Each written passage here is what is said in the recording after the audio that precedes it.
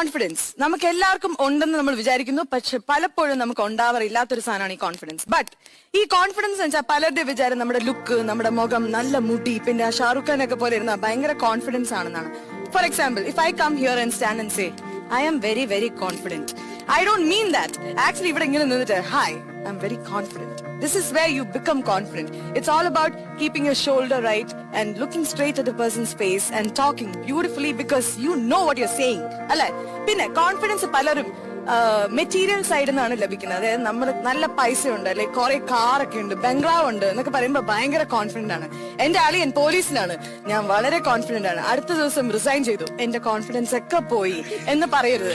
Confidence നമ്മുടെ അകത്തുനിന്ന് വേണം വരാൻ. ബിക്കോസ് പൈസ എന്ന കോൺഫിഡൻസ് വന്നാൽ അത് കോൺഫിഡൻസ് അല്ല, അത് പൈസയുടെ അഹങ്കാരമാണ്. It's a subtle arrogance. So always make sure.